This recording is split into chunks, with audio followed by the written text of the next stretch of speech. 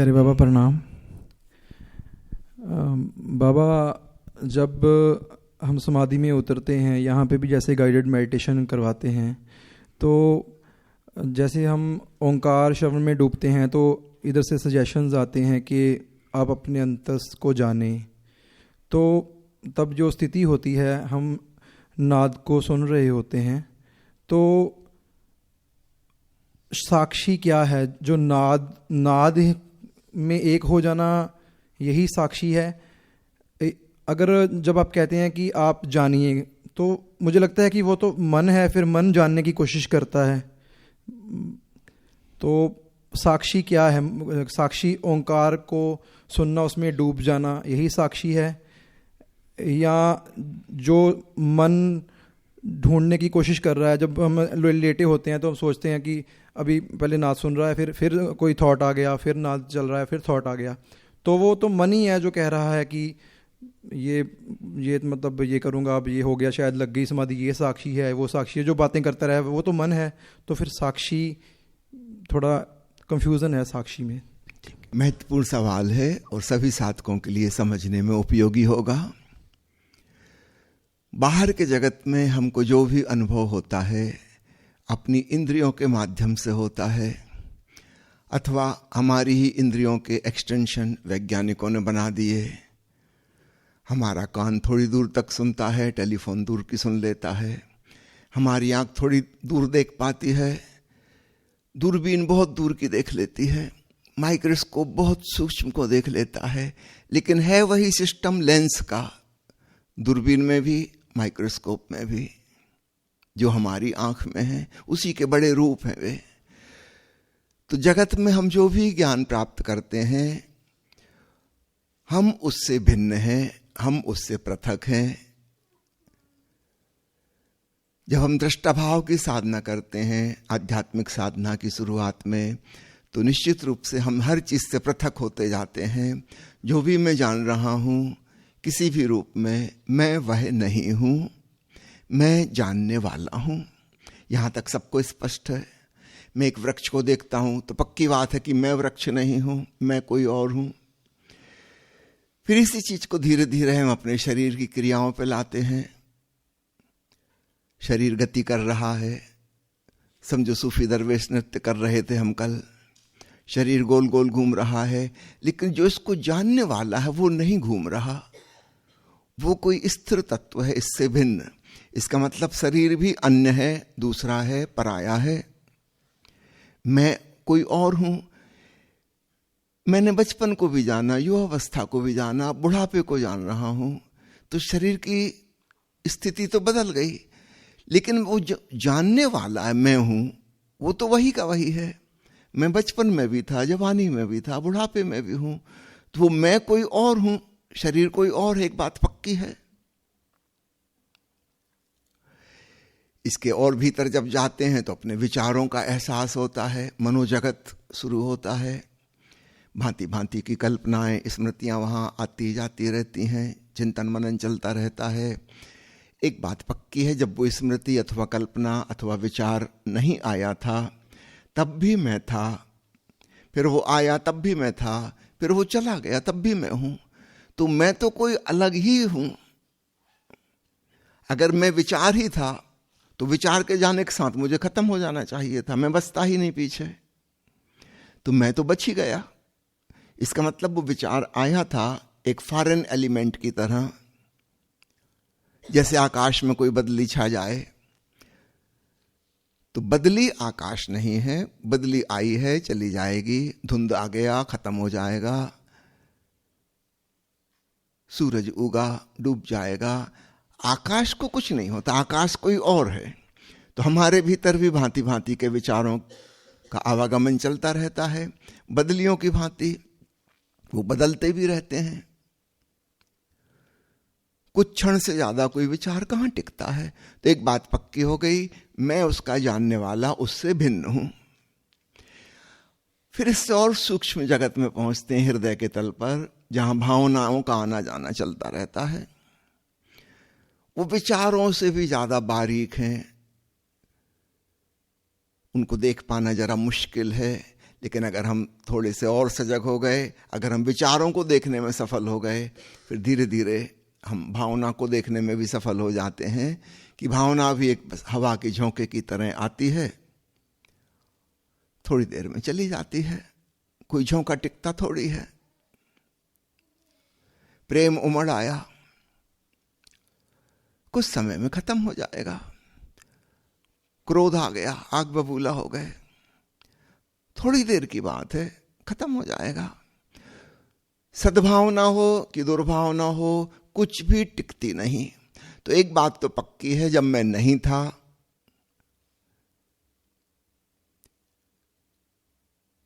मैं था, विचार हो ना हो, भावनाएं हो ना हो, मेरा होना इससे प्रभावित नहीं होता।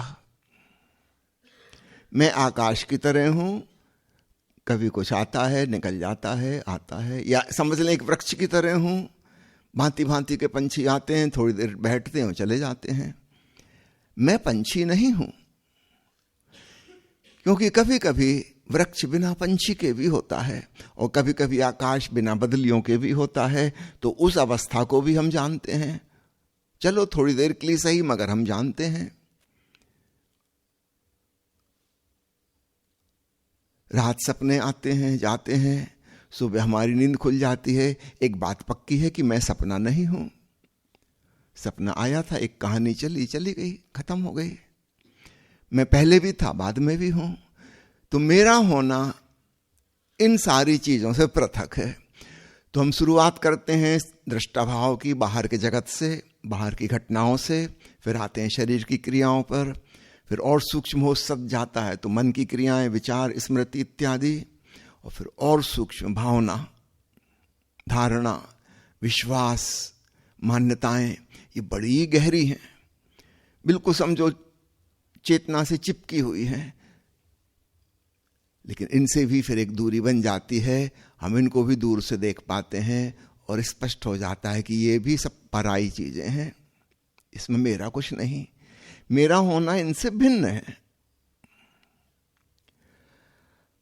अब समय आता है हमारा होश ओंकारनाद को सुनने लगा।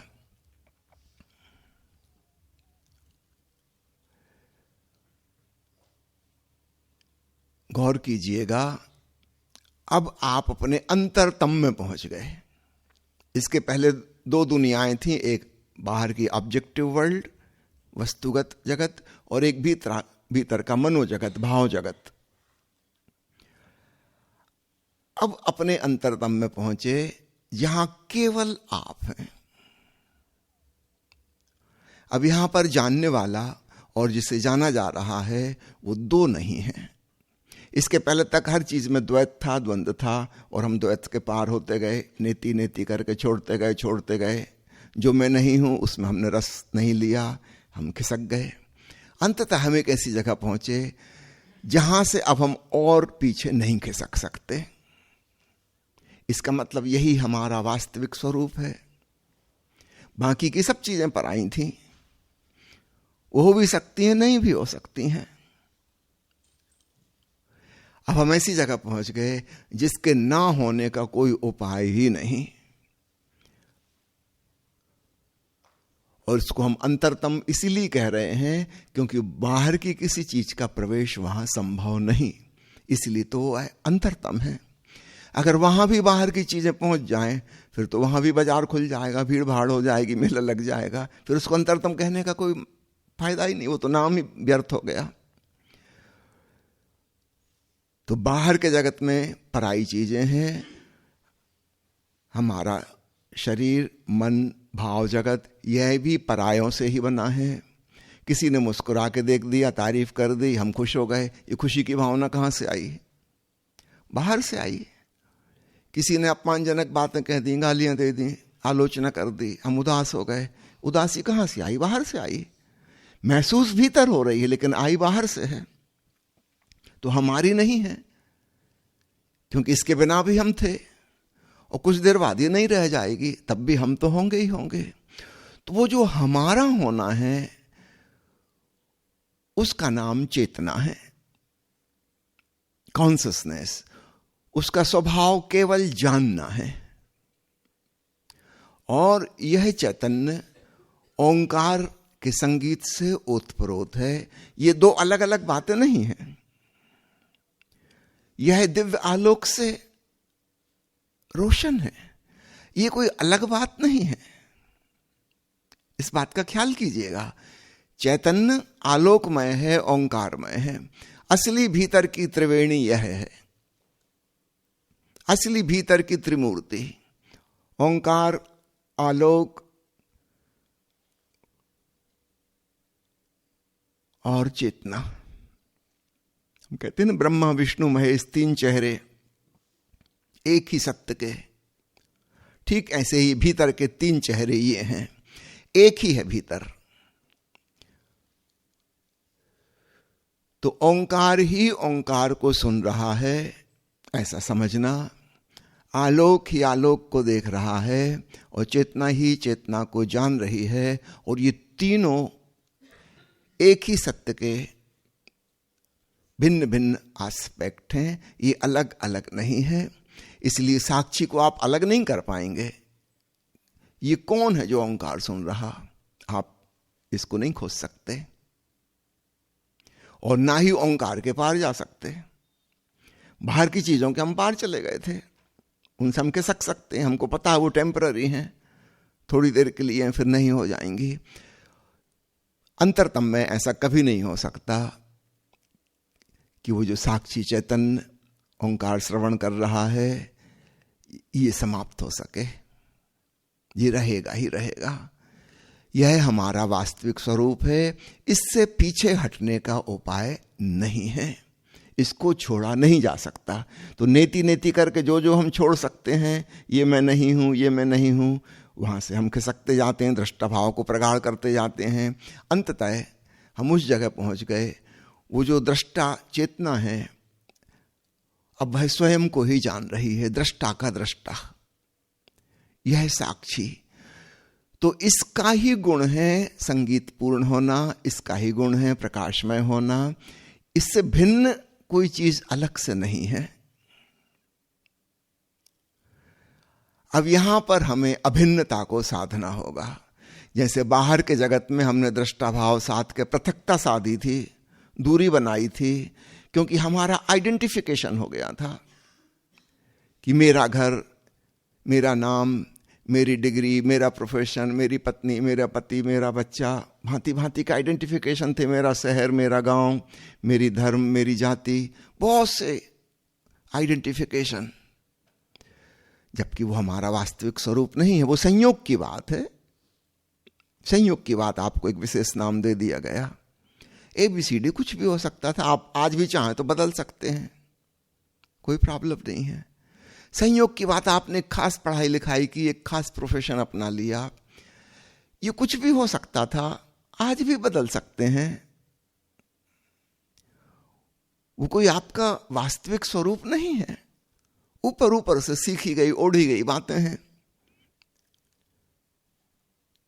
कितने लोग हैं जो पहले पंजाबी थे, अब वो कैनेडियन हो गए। आपकी मर्जी की बात।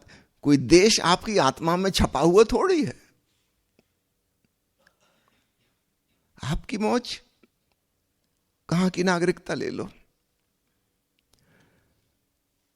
इसलिए हम जो बाहर बाहर से समझ रहे थे, हमारे आधार कार्ड में, पासपोर्ट में जो लिखा है कि मैं कौन हूं, वो चीजें सभी संयोगिक थी, वो मेरा वास्तविक स्वरूप नहीं है। तो वहां से हमें तोड़ना था, तो हमने विधि अपनाई, नेति नेति की। हम गौर से टटोलना शुरू किए कि क्या है जो वास्तव में मैं नहीं हूं, उसको हम छोड़ते चलें, खिसकते चलें। धीरे धीरे हम पहुंच गए भीतर के एक आकाश जैसे स्पेस में, जहां कोई बाउंड्री नहीं है, कोई सीमा नहीं है, कोई शुरुआत और समापन नहीं है। और उस आकाश में जानने का गुण है। जब हम कहते हैं चेतना, तो कोई वस्तु नहीं है। जैसे बाहर की चीजों को हम जानते हैं कि माइक्रोफोन है, ये कपड़ा है, ये कुर्सी है, ऐसी कोई वस्तु भीतर नहीं है। एक क्वालिटी, क्वांटिटी नहीं है। लेकिन हम क्वांटिटी के इतने अभ्यस्त हो गए हैं कि जहां क्वांटिटी नहीं है वहां भी हम ऐसे सवाल पूछते हैं। कोई प्रेमिका पूछ रही है अपने प्रेमी से कि तुम मुझे कितना प्रेम करते हो। अब क्या बताए, 1 किलो कि 5 लीटर कि 1 क्विंटल, 10 मीटर। अगर कोई चीज क्वांटिटिव होती तो उसकी नाप जोख हो सकती है। प्रेम एक क्वालिटी है, ये कोई वस्तु नहीं है जिसका नाप जोख हो जाए। ऐसी समझना, जानने की क्षमता का नाम चेतना है। The capacity to know is consciousness. It is a quality, it has no quantity, it can not be measured. तो भीतर का वह जो आकाश जैसा विराट खाली स्थान है, फिर हमें पता चलता है वह खाली नहीं है, वह चैतन्य से, ओंकार से, आलोक से ओतप्रोत है। वही हमारा स्वरूप है। और फिर अंत में हमको यह भी समझ में आता है कि इसको मैं कहना भी ठीक नहीं, क्योंकि इसमें मैं जैसा क्या है। आप कैसे कहोगे कि मेरा ओंकार? कहां से कहां तक है आपका? पड़ोसी का कहां से शुरू होता है? क्या ऐसी कोई लाइन वहां खींच सकते हैं? नहीं। तब हमें समझ में आता है, अरे यह तो सबका एक ही है। तब आरंभ में हमें जो लगा था कि आत्मा का अनुभव हो रहा है, मैंने स्वयं को जान लिया, बाद में समझ में आता है कि नहीं, यह तो परमात्मा का अनुभव है। आत्मा कहना तो ठीक नहीं। आत्मा से तो ऐसा लगता है सेल्फ, अपना कुछ खास, दूसरे से अलग। एक विराट ब्रह्म चैतन्य है, बस वो है, उस पर कोई लेबल और नाम नहीं लगा सकते। एक अनाम अस्तित्व।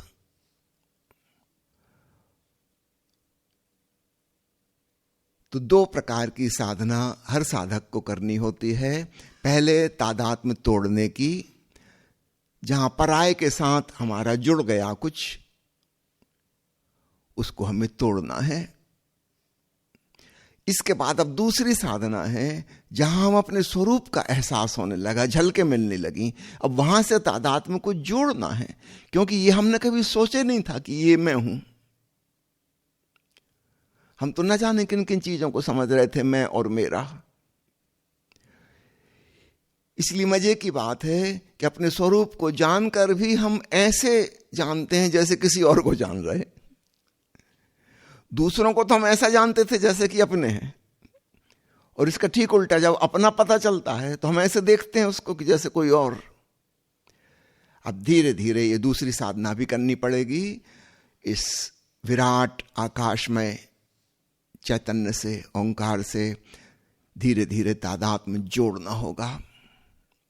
इसलिए दृष्टा भाव की जो टेक्निक यहां तक काम आई, अब यहां पर काम नहीं आएगी। अब यहां पर प्रेम मगन होना होगा, लगन लगनी चाहिए, डूबना चाहिए, एकात्मीयता होनी चाहिए, जो कि प्रेम में ही संभव है। एकात्मीयता।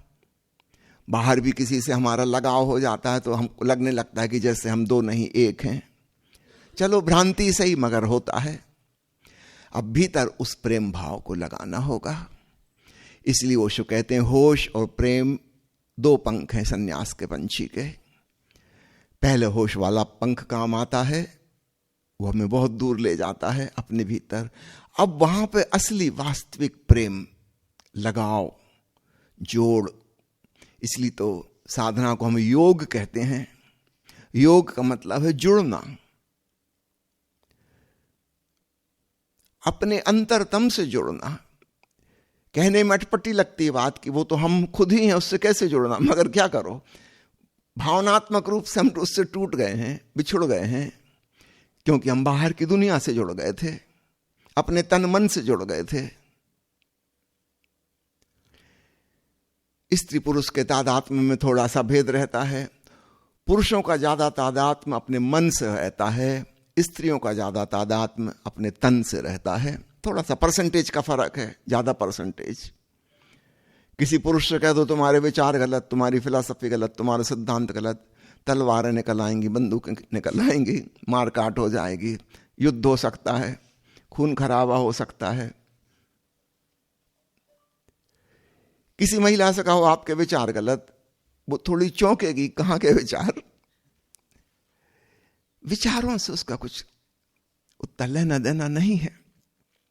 हाँ, महिला से कह दो तुम्हारी शक्ल सूरत खराब, अब बुरा लगेगा। जब हम किसी पुरुष से कहते हैं तुम्हारे विचार गलत, तो उसको ऐसा लगता है हमने कह दिया कि तुम गलत। और किसी महिला से कहो कि तुम्हारा रंग रूप सौंदर्य ठीक नहीं, तब उसको लगता है कि मुझे गलत कह दिया, अब वो नाराज हो जाएगी। परसेंटेज अलग अलग है आइडेंटिफिकेशन की। तो इस साइकोसोमेटिक कॉम्प्लेक्स से हम सबका आइडेंटिफिकेशन है, किसी का तन से ज्यादा, किसी का मन से ज्यादा।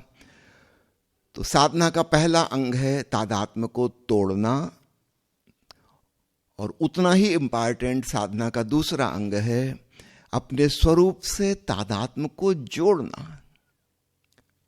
जो सचमुच में हम हैं उसको हम ऐसा देख रहे हैं जैसे कोई और, क्योंकि हमारी आदत भी पड़ गई दृष्टा भाव की। सालों साल हमने साधना की दृष्टा भाव की, साक्षी भाव की। नहीं, अब जागृति नहीं, अब प्रीति काम आएगी, अब लगाओ, अब पराभक्ति। ओंकार से प्रीति का नाम पराभक्ति है। एक ओंकार सतनाम का पहला प्रवचन पढ़ना ओशो का।